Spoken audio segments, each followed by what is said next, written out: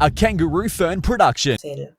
Pero for me, habang nag edit ako, gusto kong magbigay ng message sa mga international student na andito ka na, nasimulan mo na, maraming tao o maraming ibang taong nangangarap na makarating kung nasaan ka ngayon. Oo, maraming problema, marami tayong pagdadaanan, pero meron pang mas malaking problema na yung ibang tao nararanasan yan. Ang kailangan mo lang gawin ngayon, now, is kung paano mo iso-survive yan. Nagawa mo na noon bago ka makapunta dito, nagawa mo na makapunta dito sa Australia. Imagine how much money yung ginastos ng mga student dito. Sayang. And maraming pamilya ang umaasa sa mga estudyante. Kahit estudyante pa lang, nagpapadala pa rin sila sa Pilipinas. And para din po sa mga future or aspiring student, yung ginagawa ko kasi majority ng mga nakikita ko pong content creator, ang pinapakita nila yung mga magaganda. Kaya pagdating ng mga student dito, naiisip nila, hala, nag-uugas lang naman ako ng plato, naglilinis lang naman ako, susuko na ako, iiyak na ako. Naranasan ko rin po yun pero pag-iisipin ko, sayang yung mga pinaghirapan ko, sayang yung nasimulan. Tsaka ano na lang sasabihin sa akin ng mga tao sa Pilipinas? Umalis ako sa service kasi malaki po ang impact yung pag-alis ng service Although honorable mention naman po.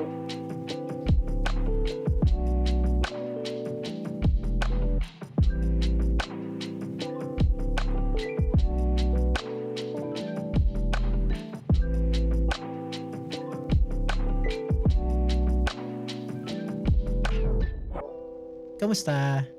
Good morning po, mabuti naman. Kumusta po? Yasi, unang question ko is, your path mo from Philippine Air Force to professional kitchen sa Australia, parang ang laki ng shift. Pwede mo ba kaming i-take back doon sa moment na una mong realize na cooking pala yung pag yung calling mo? Well, actually, to be honest po, yung bachelor's ko po is International Hospitality Management. And then, after ko pong graduate, nag-work din po ako sa hospitality. Pero more on, ang specialization ko po is Hotel and Restaurant Administration. And then, I work in a hotel. After that, nag-transition po yung job ko sa Office of the President, but under Food and Beverage Committee during ASEAN Summit last 2017 po yung ginanap doon. And then, nung nag-work po ako sa ASEAN, ang dami ko pong nakatrabahong military, police, and then one of the colleagues there, sinabi sa akin na, alam mo may potential ka to do military. And then, I said, why not? I-try ko naman. And then, trinay ko po. Pero wala po talaga ako idea about military that time. So, ang goal ko po, since nag-bachelor's ako, ang goal ko talaga is mag-officer. Pero ang napasok ko po is enlisted personnel. Along the way, during my 5 years of service, wino-workout ko pong maging officer. However, parang hindi po siya talaga para sa akin. Kahit nag-exam na po ako, trinay ko na, nag-masters pa po ako ng public management sa UP, OU for I think one sem, pero hindi ko po talaga siya feel. And then, nung time po na nag-i-school ako sa UP-OU, parang I'm looking for something more. And then yung job ko po is more in office work, secretary ng National Defense that time. Hindi ko feel yung office work. And sabi ko, if hindi talaga ako mag-o-officer, why not i-pursue yung nasimulan ko since I like hospitality industry. And that's the time, nag-research po ako on paano makapunta sa abroad, either Canada or Australia. Pero napili ko po yung Australia based sa research ko, which is maganda po talaga for me. So yun po, nag-aral po ako ng commercial cookery. Until now, nag-aaral pa po ako pero last term ko na, graduate na po ako this April. And naging chef po ako recently lang, last year, September. So, yun po. So, yung military service mo kasi sobrang, more on discipline and structure, 'di ba? Yes po. Paano nag-influence yung unexpected background mo na yan sa approach mo sa culinary work mo? Um, Recently po nag-uusap kami ng boss ko regarding that. Napapansin niya po na parang I am matured enough. I know how to handle emotions, like how to hide it, especially kapagka fast-paced talaga, yung maraming dakit. And nag-contemplate ako paano ko ba talaga na-apply yun sa kitchen, yung how to control emotions and yung i-apply ko yung comply before complain. Na going back po dun sa military, nag-training po kasi talaga ako ng military. Rigid training, 4 months. Dun po na-instill sa akin kung paano sumunod sa nakakataas. Pero if ia-apply ko siya sa kitchen, ganun din po, may brigade din po sa kitchen na dapat sundin. And ang pinaka-importante talaga is comply before complain or else talagang magkakaroon ng problem sa kitchen just like in military po. Sobrang nakatulong po yung 4 months to 9 months kasi yung training ko po sa military is during COVID. So, na-lockdown po kami inside military. Military camp sa Lipa. Ayun po. Okay, yeah. Ako hanggang ROTC lang ako, eh, sa Pinas. Hindi So, ko yun rin lang po yung in-expect. nakayanan ko na, yeah, natapos ko yung ROTC, that's it. I'm enough. So, yung aside from being a chef, being an international student, kasi napansin ko rin, eh, nagiging content creator ka na rin, yung Chasing Life with Yasi. Ano yung Yes something po. being an international student na gusto mong i-capture na karamihan ng tao na hindi hindi ka kilala o hindi ka nakita about it? Before po, nung pumunta ako dito sa Australia, iniisip ko na po mag-content creation. However, I don't want to show my private life sa mga tao sa Philippines. I just want them to be to guess ano yung nangyari kay Jasmine. Pero recently kasi po, marami akong classmates, friends na patapos na kami pero naano silang sumuko. Yung napapaisip sila na, what's next? After naming mag-aral, ano na mangyayari sa amin? Either mag apply kami ng graduate visa or uuwi kami. Eh, bago po kayo maka-apply ng graduate visa, especially now, marami na pong requirements. Money, especially money, IELTS, JRP program, yung kailangan pong i-prepare para talaga maging PR ka in the future or ma-assess yung skills mo. And then, dun po ako na-motivate na sabi ko, parang talagang napapanahon na gumawa na ako ng content creation since meron naman po akong skills sa editing. And during nag-edit po ako ng A Day in My Life, parang nung ginagawa ko po yun, sabi ko parang ang boring kung ipapakita ko lang yung buhay ko. Why not ikwento ko yung journey ko dito? Pero ita-try ko muna while doing script. And then while reading my script, naiiyak na po ako. Parang napapaisip ako na ang inspiring pala talaga ng story ko. And along the way, habang nire-write ko po yung story ko, meron akong friend na tumawag sa akin asking for advice, what to do. And then yun, na-apply ko po sa kanya. Sabi ko, parang ito talaga dapat ko siyang gawin. Parang hindi ko po siya nakikita na parang ano, eh, kasi puwede mo din siyang gawing side hustle. Pero for me, habang nag edit ako, gusto kong magbigay ng message sa mga international student na andito ka na, nasimulan mo na, maraming tao o maraming ibang taong nangangarap na makarating kung nasaan ka ngayon. Oo, maraming problema, marami tayong pagdadaanan, pero meron pang mas malaking problema na yung ibang tao nararanasan yan. Ang kailangan mo lang gawin ngayon, now, is kung paano mo iso-survive yan. Nagawa mo na noon eh, bago ka makapunta dito, nagawa mo na makapunta dito sa Australia. Imagine how much money yung ginastos ng mga student dito. Sayang. And maraming pamilya ang umaasa sa mga estudyante. Kahit estudyante pa lang, nagpapadala pa rin sila sa Pilipinas. And para din po sa mga future or aspiring student, yung ginagawa ko kasi majority ng mga nakikita ko pong content creator, ang pinapakita nila yung mga magaganda. Kaya pagdating ng mga student dito, naiisip nila, hala, nag-uugas lang naman ako ng plato, naglilinis lang naman ako, susuko na ako, iiyak na ako. Naranasan ko rin po yun eh. Pero pag-iisipin ko, sayang yung mga pinaghirapan ko, sayang yung nasimulan. Tsaka ano na lang sasabihin sa akin ng mga tao sa Pilipinas. Lalo po ako, umalis ako sa service kasi malaki po ang impact yung pag-alis ng service eh. Although honorable mention naman po.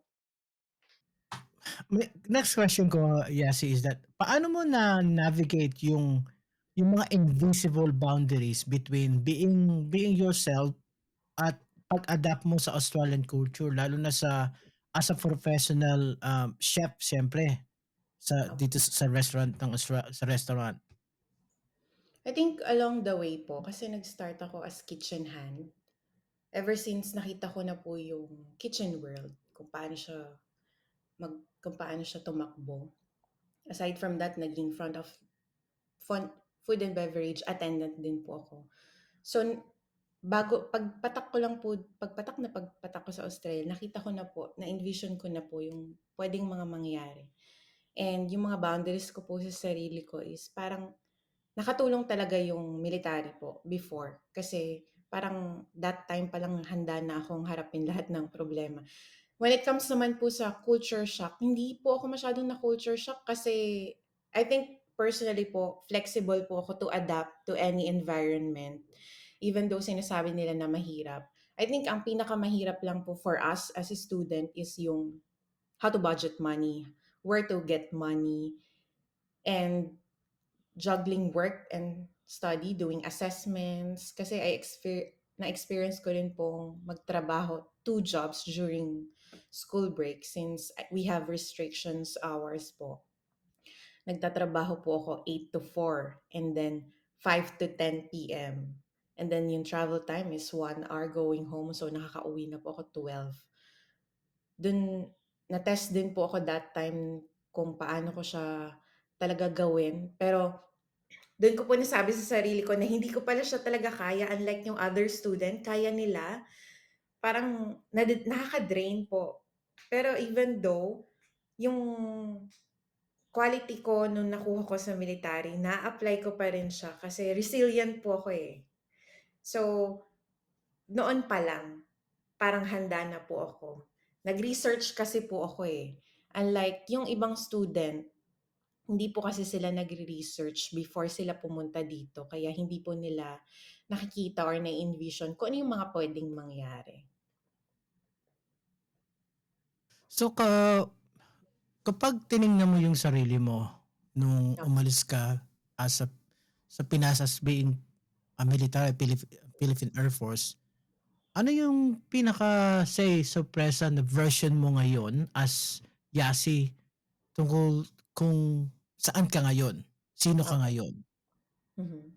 Sinasabi po nila na mahirap alisin before sa military. Sinasabi nila na mahirap alisin yung pagiging civilian turning to military.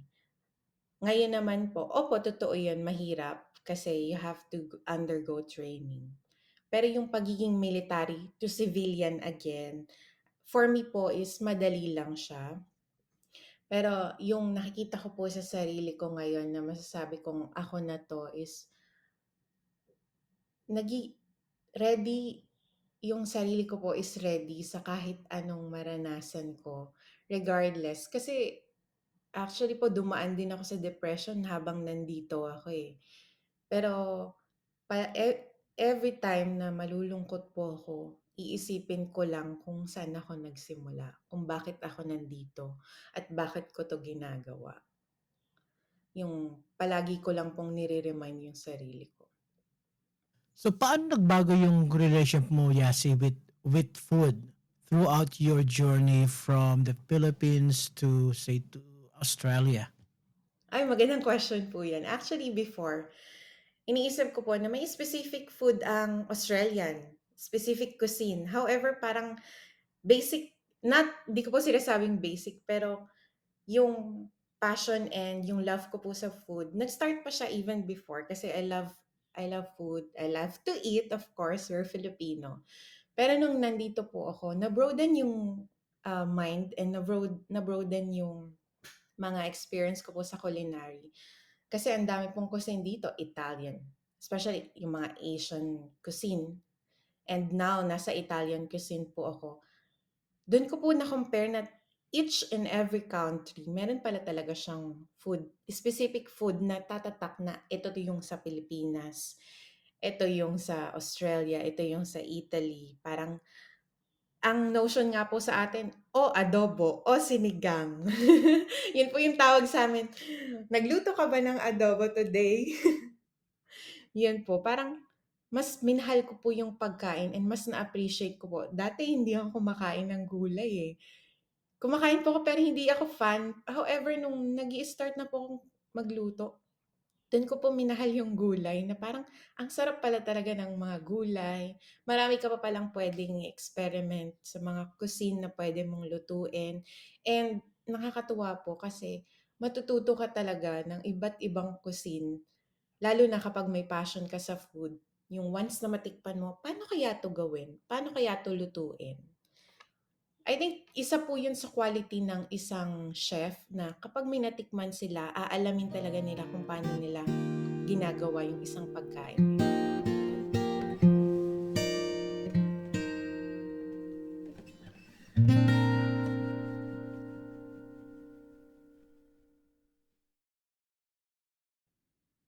Opo. Actually, recent po meron kaming vlog ng classmate ko about struggles and success. Pinag-uusapan po namin dito yung mga tips, mga pinagdaanan namin, and yung mga pwede namin i-advise sa future or aspiring student. Ang pinaka main point po namin doon is mag-research, mag-ipon. Kasi yung research po, gaya ng sinabi ko, kasi 'pag nakita mo yung notion ay 'pag nakita mo yung idea na makakapag-abroad ako 'pag nag-student ako, gaganda yung buhay ko. Hindi hindi agad gano'n, eh. Kasi marami pa kayong pagdadaanan. Yung parang may mga level po 'yan ng excitement, parang naka-approve na ako sa visa, nakarating na ako ng Australia, pero pagdating mo dito, dun pa lang magsisimula lahat. So, research, manood ng mga podcast, vlogs, magbasa, maka-relate sa mga international students na nandito. And ano yung may mga pathway courses para talagang meron kang future kung balak mong magstay dito sa Australia. Second is mag-ipon. Kasi po, ang pinaka-problem ng mga student is money talaga. So, since ngayon po, ang restriction nila for bago ka makarating dito is proof of funds, which is 24,000 Australian dollars per year. Even though hindi mo need ng ganong exact money, kailangan mo pa rin ng pocket money around, let's say, 3 months just to survive kasi marami kang expenses pagdating dito and hindi mo alam yung pwedeng mangyari. Kasi ang iba ang ginagawa po is pagdating ko dito makakahanap ako ng trabaho, magkakaroon ako ng pera, mababayaran ko naman yung tuition ko at makakapagpadala ako ng pamilya. Hindi po ganun. Ang mangyayari is paycheck to paycheck yung mangyayari. Minsan negative, minsan mararanasan mong mangutang sa iba mong classmate kasi wala ka ng pambili ng pagkain or hindi pa natatapos yung days bago magsahudan wala ka ng pera. So, advice ko po is mag-ipon 3 months ng living mo dito sa Australia. And third is ihanda talaga yung sarili. Kung mahina yung loob mo at gusto mo talagang makarating, tibayan lang yung loob. Gaya po ng sinasabi namin ng mga kaklase ko, dapat tibayan lang yung loob. At laging bumalik sa thinking na bakit ka nagsimula, bakit ka pumunta dito. Meron po akong Facebook page as well. Same name po is Chasing Life with Yasi. Nag-entertain din po ako ng question doon. As well as sa YouTube, meron pong mga nagko-comment sa akin kung paano ba. Actually po, recently, nung pinost ko po yung military to chef, ang dami pong nagtatanong sa akin, hiring pa ba kayo? Actually, hiring po kami eh. However, parang ang pinagdaanan ko po is napakahirap. So, dinadirect ko rin po sila dun sa restaurant namin. Pero, hindi ko na po siya mahawakan na talagang i-refer kasi 'di ba uso naman po dito. However, binibigay ko na lang po yung email and then let's see kung kaya talaga nila kasi opo, pwede kang tumulong pero hindi mo alam yung capacity ng isang tao eh kung kaya ba talaga nilang i-handle yung isang trabaho. So yun po, pwede po silang mag-message sa akin. Open naman po ako to communications and also post din po ako ng vlog kung paano makarating dito sa Australia sa mga aspiring students yung right way. Nag-tap po ako sa agency ko before para makapagbigay ng proper information na marireceive ng mga pwedeng manood ng vlogs ko.